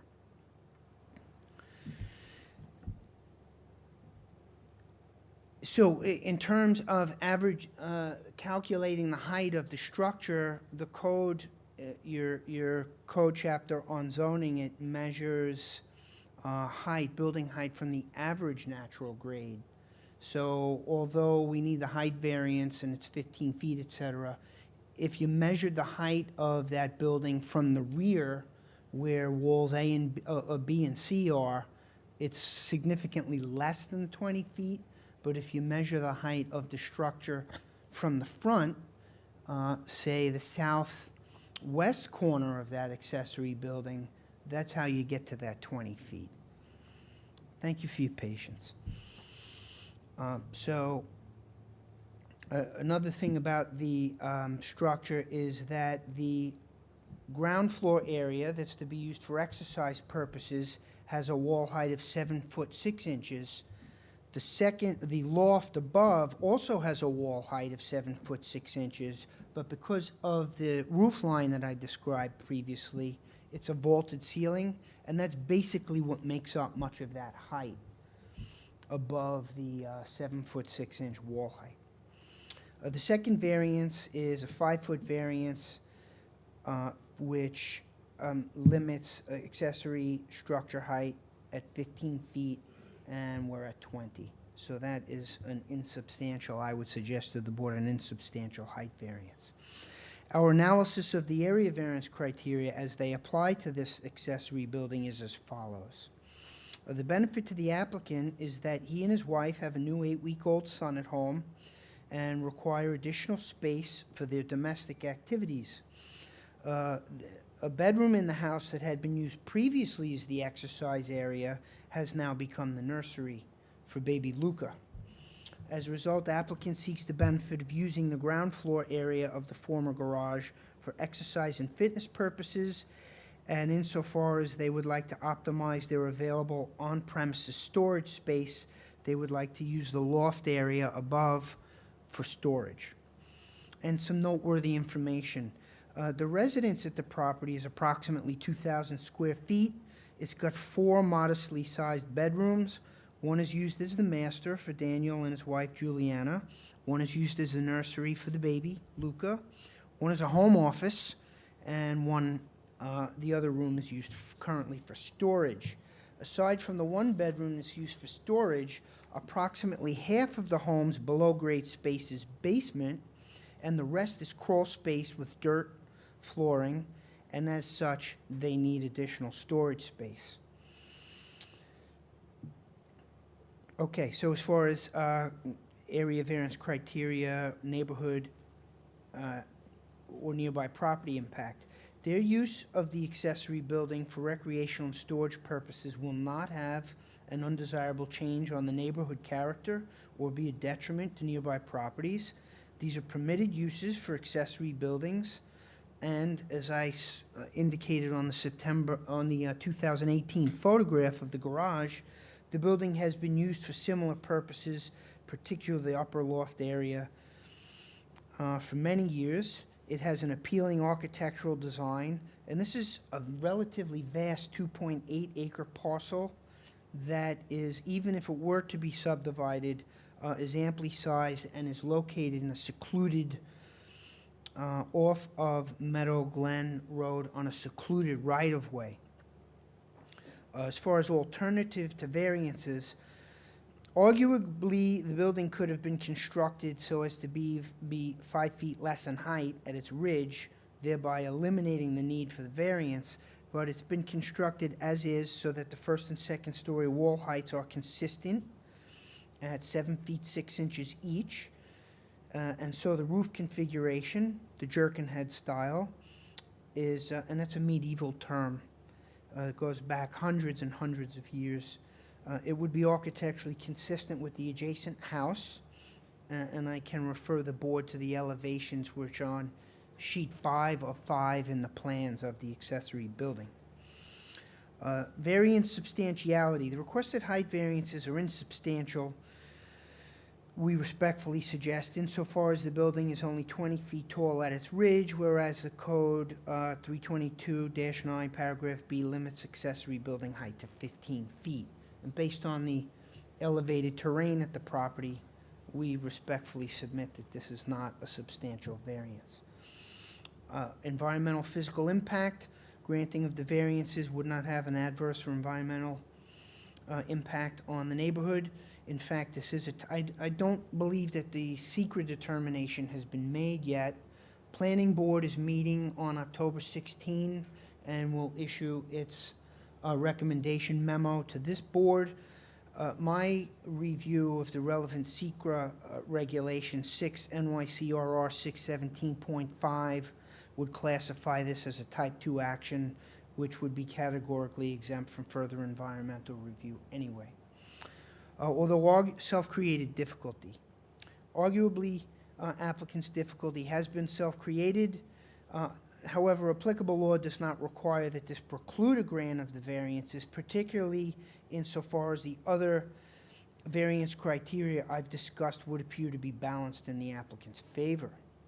Finally, minimum variances. The variances for the accessory building or the minimum necessary and adequate to provide applicant with the relief he seeks while protecting the community's health, safety, and welfare. Whereas the code allows 1 story at a maximum 15-foot height, we seek the additional 5 feet to accommodate the accessory building's ground floor, exercise area, and then the storage space above. So unless the board has any questions or comments regarding that, I'll move on to the walls and the fencing and the driveway. I just have a question. Yes, sir.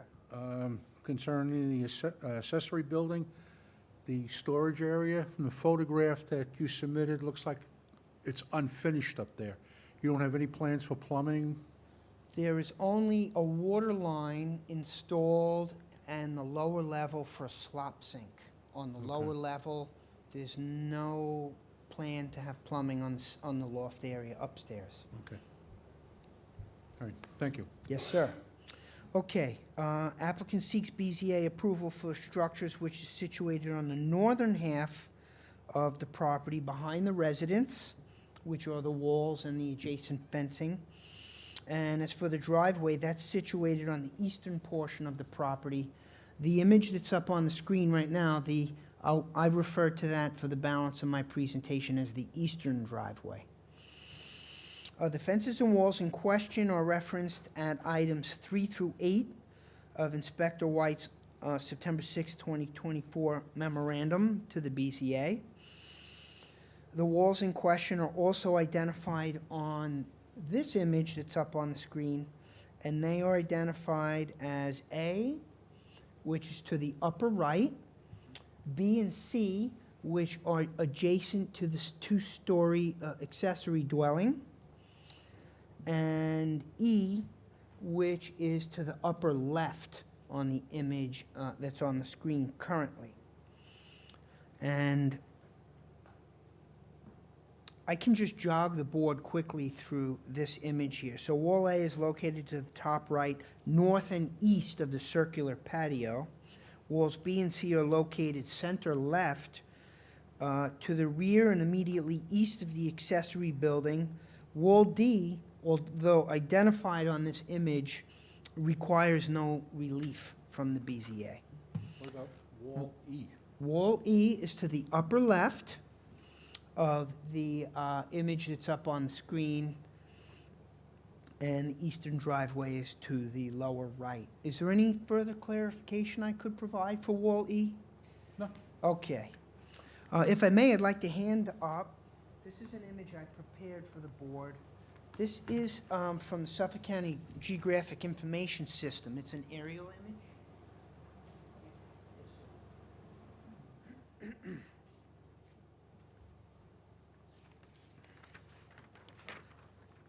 And I provided this for demonstrative purposes for a couple of reasons. I thought it very nicely shows you the topography of the property, and it also shows you applicants' ownership of not only the larger, reasonably square parcel, it's indicated on this as the Suffolk County Tax Map 800-11-7-1.3. He also owns that. Of course, I'm sorry. I was probably going too quickly. So Suffolk County Tax Map, District 800, Section 11, Block 7, Lot 1.3. And then just below that is the private right-of-way that Mr. Cox owns running east of Meadow Glen Road. And that tax map number for that narrow rectangular strip is 800-11-7-28.13. So down at the southwest, and we also have a compass rose on there at the bottom left to help the board navigate on here. So down at the property's southwest corner, I have circled in red the 110-foot contour. And if you follow that, it meanders to the east, and then it meanders back to the west at the property southwest corner. The elevation there is 106 feet above sea level. This map doesn't give that fine of an elevation, but it's right in that area of the 110-foot contour. And as you move to the northeast, all the way where the circular patio is depicted, that's one of the value of this, is as of 2003, this image, you can see the circular patio to the upper northeast, and that patio is situated right on the 140-foot contour, and the 90-degree angle in wall A is situated right at the 145-foot contour. So on this image, the dark bold lines are 10-foot intervals, and then the lighter non-bolded lines are 5-foot increments that are between the 10-foot increments. Okay? So that's the value of this, and I'm happy to refer back to this or answer any other questions about it that you may have.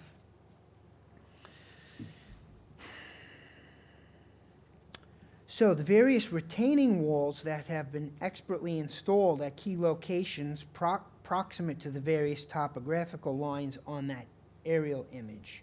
For example, and I just mentioned to the board, Wall A is on the 145-foot contour, and the retaining walls B and C that are adjacent to the accessory building are situated right on the 130-foot contour. And those are, and as I'll discuss shortly, those two walls are situated, B and C, 2 feet from each other, and that's one of the variances that we need. So as for Wall A, Inspector White's memorandum specifies the variances. At item 3, we require a 4-foot wall height variance for Wall A at the point where it forms the 90-degree angle northeast of the patio. At item 4, in Inspector White's memo, he specifies the 5-foot fence setback that's required. And in the, I'd like to, if I may, hand up, and this is the final exhibit I will hand up to you. I prepared this exhibit to really give you a tangible sense of the various structures and what they look like. These are all existing conditions photos.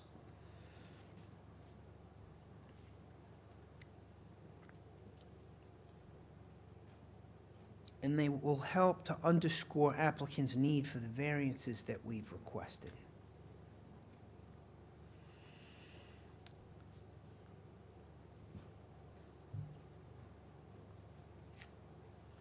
So this packet of information is at the upper left corner labeled as the fence, wall, and driveway photo packet. And then again, the applicant's name and tonight's hearing and the case number is there. And then each of the pages is labeled with the photo number. So photo number 1 shows Wall A, that's 10 feet in the background, and that's item number 3 on Inspector White's memo. Item number 4 on the memo requires a 5-foot fence setback, and this is photo 2 in that packet, and that shows the timber-framed fence that's been installed proximate to that retaining wall. And then item number 6 on Inspector White's memo is depicted in image or photo number 3 in that packet, and that shows the fence to the left of what is the other end, sort of the western end of Wall A. Wall A starts on the southern end of the property, makes that 90-degree angle, and continues west on the property up around that 145-foot contour. As for Wall E, Inspector White's memo specifies at item number 5 a 2-foot fence setback that's required, and that's indicated by the structures in photo number 4. There is Wall E that I've indicated, and then the fence above it. And then item number 7 on Inspector White's memo calls for a 1-foot fence height variance. That's also shown on photo number 4. And I configured it that way because Wall E is referenced in both of those variances. I thought I could capture that with the one photograph. Now, as for walls B and C, Inspector White's memo specifies at his item number 8 that a 3-foot retaining wall setback is required, and that is indicated in photo number 5. So this is the rear of the accessory structure, and there's an arrow along the left margin that points to the item number 8 in Inspector White's memo. And basically what that variance is, it shows that there is a 2-foot setback between the lower retaining wall and the upper retaining wall. And that is precipitated by how rapidly the terrain in that area elevates, and so they had to put those retaining walls in close proximity in order to manage that terrain properly, especially at the rear of the accessory structure. And as part of the application, there was an engineering letter prepared by William Lahti, L-A-H-T-I-P-E,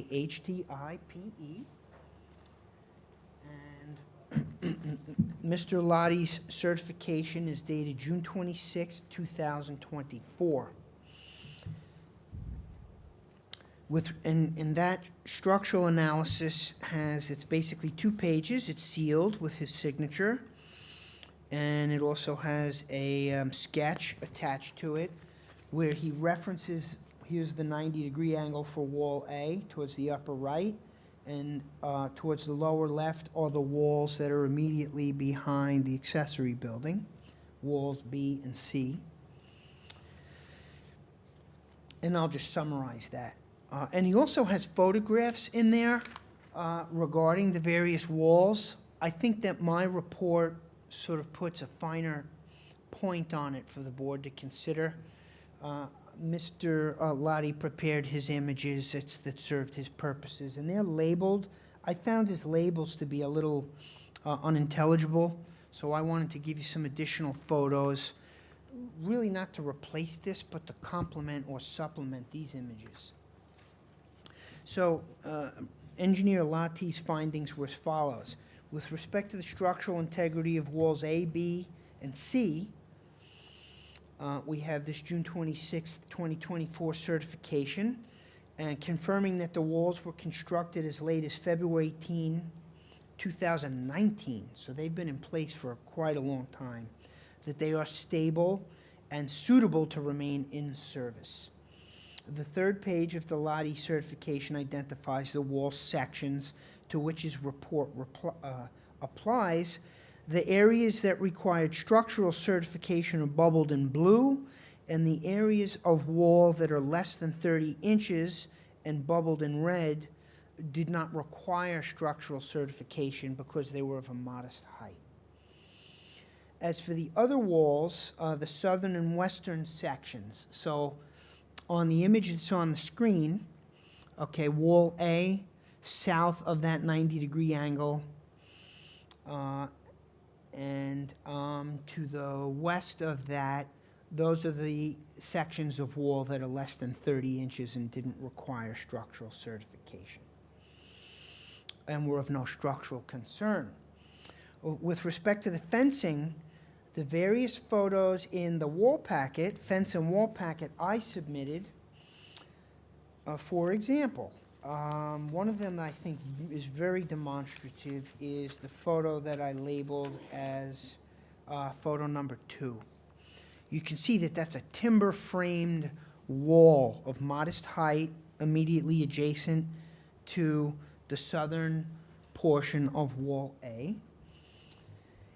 And as the board can see, these are built of substantial timber and frame and dimensional lumber construction, essentially the equivalent of a parkway guardrail, and are quite structurally sound. And also that they are not really subject to live loading forces from an engineering standpoint, such as snow or anything of that nature. So they wouldn't compromise the structural integrity of the wall adjacent to which they're positioned. As for the eastern driveway that is depicted on that marked up survey, that's item number 9 on Inspector White's 2024 memo to the board. And we required a variance for that because the slopes in that area are, I think, 15.3%. And this is an existing driveway that's in that location.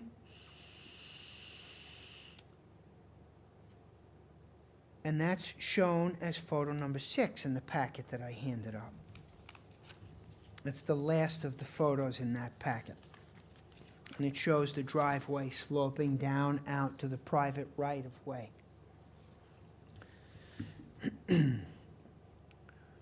justification for locating the eastern driveway in that location is that it's well east of the other existing improvements and existing vegetation, the trees, etc., on the western part of the property. And it was ideally suited for access to the northern portions of the property, for example, where that round patio is located. And it's also ideally situated as a potential driveway for the eastern parcel in the event that the applicant's pending subdivision application is approved. And I mentioned previously, the planning board is meeting on October 16th. And at that meeting, they will adopt the resolution or the written memo that they're submitting to this board. So finally, thank you so much for your patience. The analysis of the area variance criteria as they apply to the fences, the retaining walls, and the eastern driveway is as follows. The benefit to the applicant of maintaining his fencing, retaining walls, and driveway are as follows. To maximize access to and usability of the increasingly elevated northern areas of the property behind the house, and to fortify and otherwise stabilize the landscape consistent with applicant's desire to optimize his use of the land. As for neighborhood and nearby property impact, the use of the fences, the walls, and the driveway will not have an undesirable change on the neighborhood character or be a detriment to the nearby properties. Again, these are permitted uses, and this is a 2.8 acre parcel. Even if subdivided, it's amply sized and in a secluded location, and these have no detrimental aesthetic, visual, or utilitarian impact on the other properties. With respect to alternative to the variances, arguably these structures have been erected in the only viable locations on the properties based on the elevation changes and the topography, and alternatives to the requested variances would not otherwise be available. As far as substantiality, the requested variances are insubstantial, particularly within the context of the topography at the property. Environmental impact, again, I suggest to the board respectfully that this is a type 2 action under the SEQRA Regulation 6 NYCRR 617.5. It would be exempt from further environmental review. As far as self-created difficulty, applicant has clearly not created the topographical conditions which serve as the impetus for the installation of the improvements. Even if one would argue that his construction of the structures without the permits is self-created, the law, again, wouldn't require that the granting of the variances be precluded, particularly insofar as the other variance criteria would appear to favor the applicant. And finally, the variances that we seek for the fencing, the walls, and the driveway are the minimum that would be required. As far as the driveway goes, the eastern driveway, that topography was not significantly altered to have the driveway in. The grading changes were minor, and the driveway was installed in consistent with industry standard construction protocols and techniques. I thank you for your consideration. Unless the board has any questions, I'll conclude. Yes, sir. I have one question. Wall E on the upper, northwest corner, Yes. it's interrupted by a block apron That's leading to two stables. Right. What are the stables used for?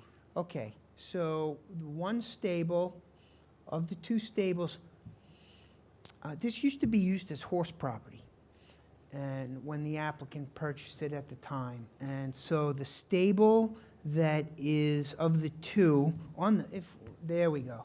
So the two stables are in the upper left corner on this image. The lower stable was built before even permits or COs were required. And the upper stable to the right was used. There were horses here previously, and Daniel had horses there, but the horses had a tendency to escape. Okay.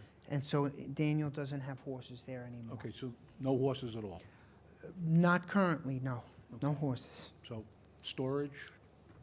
Yes, yeah. Okay. Thank you, Mr. Chairman. All right, thank you. Can you tell me when the walls and fences were originally built? Yes, and Mr. Engineer Lottie's report specifies the dates. He gave an approximation. He says in that report that based on the Google Earth photographs, the retaining walls were constructed sometime between June 29th of 2018 and February 18th, 2019. And So- when were the fences then built? Just immediately thereafter, or? Yes, in that time frame. And when was the original structure built? The original house was built before, I saw a property history letter dated 2021. My predecessor long ago on this file was Amy Woodhull, or Amy DeVito of Woodhull Expediting. And that was a 2021 letter. And the original house was built prior to the time that the town required permits or certificates. Okay, thank you. Yes, sir. Any other questions from the board? No, thank you. Clint? Preparation. Thank you. Well, I know there's a lot of moving parts here. I know the harder I work, the easier it is for the board to do what it needs to do. So thank you. Planning? Yeah, Mr. Chairman, as Mr. Huber previously stated, this application is pending as well for a subdivision that will be heard next Wednesday, the 16th, before the planning board. At that point, the planning board will make a recommendation to the Board of Zoning Appeals. We anticipate that being ready for the next BZA hearing on the 22nd.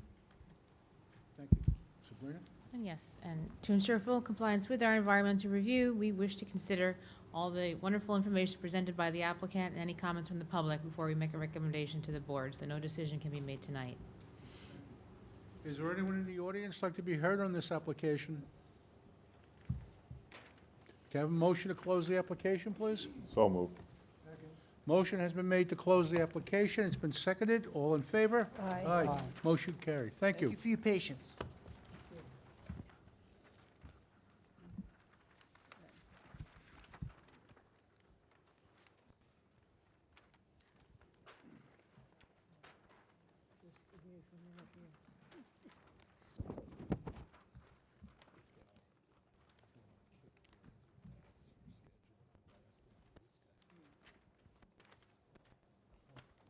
We got more coming.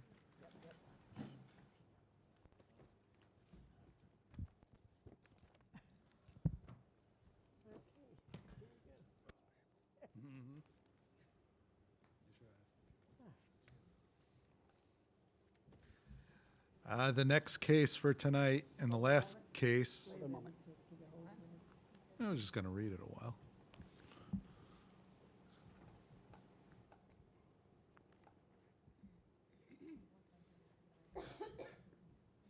We're good? No? I just want to say we're going into the top of the ninth, and the Mets are winning 7-2. That is on the record. 7? 7-2? Let's go Mets. Okay, thank you. You can proceed. Sorry for the delay.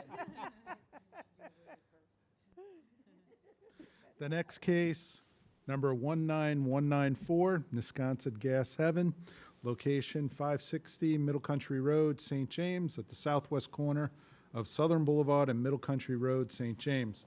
Property zone WSI, requesting a modification of a special exception use to increase the gross floor area of a previously approved car wash from 650 square feet to 820 square feet. Good evening. Good evening. I'm Anil Ergezer. That's spelled A-N-I-L, last name E-R-G-E-Z-E-R. I'm the Vice President of Wisconsin Gas Heaven Incorporated, and I'm here to allow Mark Pelota to speak for me today. Thank you. And I just want to add that this is a fully automated car wash, and it's an accessory use. Good evening. Good evening, Mr. Chairman, members of the board. Mark Pilata, Mark with a C. Last name is P as in Peter, I-L-O-T-T-A, with Key Civil Engineering, located at 664 Blue Point Road in Holtsville, New York. As stated, this application was approved by this board for a special exception permit back in 2022. We're back before the board tonight to simply make a small amendment to that approval. The board had approved a 650 square foot accessory car wash with that approval, and we're back before you tonight to increase that to 816 square feet. Basically, the increase was due to During the construction document process, we were determined that we needed a little bit additional room for some of the equipment associated with the car wash, so that's why we're here. It's pretty straightforward. If there's any questions, I'd be happy to answer them. Area, Correct, that bump out on the rear of the building. That's what, everything else is the same. everything else is the same. That's it? No big pictures? Nothing? No. Did you get some? Well, Planning. The only thing I'd like to state is that we did provide a planning advisory report because it is a filling station, which is a special exception use. The board previously heard this application on September 13th, 2022. At that time, we recommended approval of all the requests. The planning department recommends approval of this requested modification as well. In your packets, you will see a planning advisory report. Mr. Chairman, the required environmental review fee was insufficient due to a miscalculation. We've notified the applicant, but to date have not received that extra additional fee. We would like to submit that fee if they will accept it now. Yes, I will accept it. Thank you.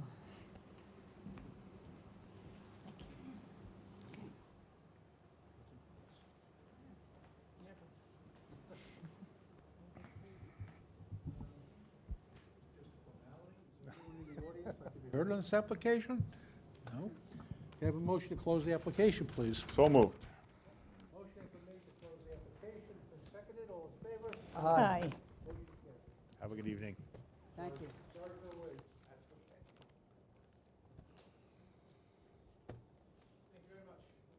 Okay, good night.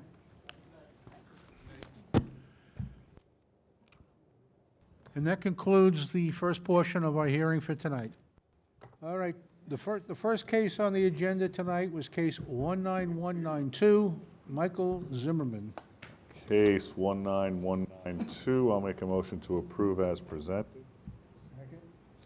A motion has been made to approve as presented. It's been seconded. All in favor? Aye. Motion carried 5-0. Next case is case 19193, James Vita and John McIntosh. No action. Next case is case 19191, Dean and Helena Chibaki. Case 19191, I'll make a motion to approve as presented. A motion has been made to approve as presented. It's been seconded. All in favor? Aye. Motion carried 5-0. Next case is case 19195, Bernard Sheehan. Case 19195, I'll make a motion to approve as presented. A motion has been made to approve as presented. It's been seconded. All in favor? Aye. Motion carried 5-0. Next case is case 19196, Pina and Amato, whatever. No action.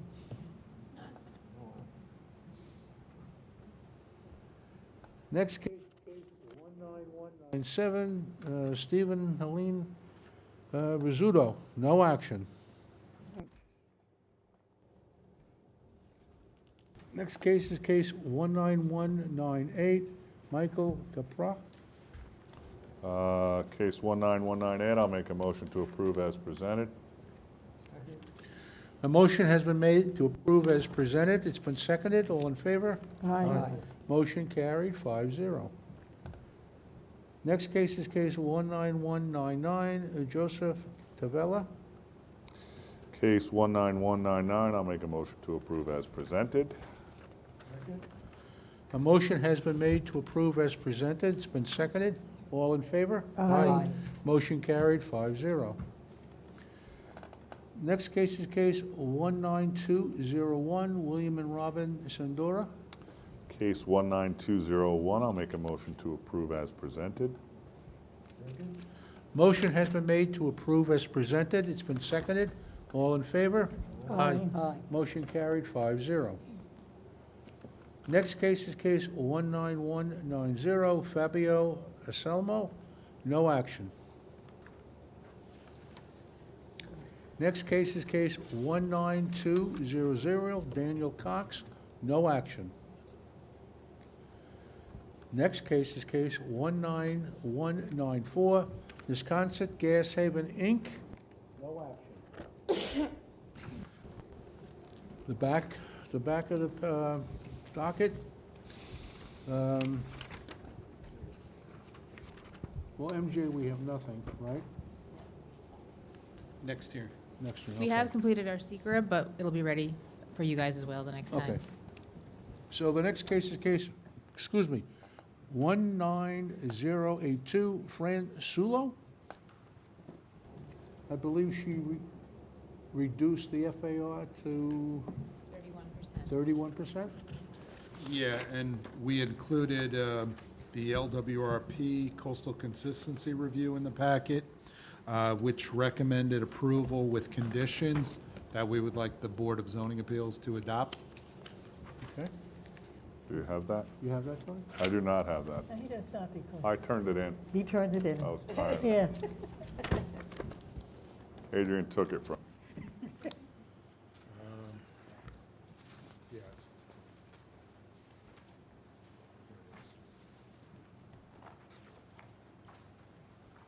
Illicit. See? Were they They were found to be consistent? correct. It was found to be consistent, and the recommendation is that it be approved with conditions. The first one was not applicable because it basically stated that you obtain variances from the Board of Zoning Appeals. But the first condition would be that the consistency determination is based upon a revised site and architectural plans stamped as received by the Planning Department on September 17th, 2024. The second condition would be prior to the issuance of a building permit, the applicant shall submit samples of the exterior building materials to the Planning Department for approval. The exterior finishes of the structure shall minimize contrast with the overall natural visual character of the waterfront revitalization area.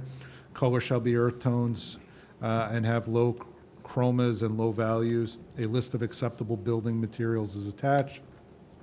The third condition would be prior to the issuance of a building permit, the applicant shall submit a planting landscape plan depicting at least one native tree per 200 square feet of new gross floor area to the Planning Department for approval. A list of acceptable species is attached. The existing row of evergreens along the east property line shall be preserved. Prior to the issuance of a CO, all proposed landscaping shall be planted in accordance with the landscape plan. And the fourth condition would be all stormwater generated by the addition and impervious surfaces shall be retained on site. Prior to the issuance of a building permit, the applicant shall submit a drainage plan subject to approval by the town engineer. The applicant is encouraged to use green infrastructure where feasible to manage stormwater. Thank you. Okay. Okay, so I'll make case 19082, I'll make a motion to approve to 31% as per the revised plans submitted with the conditions 2 through 5 as stated in the Coastal Consistency Review.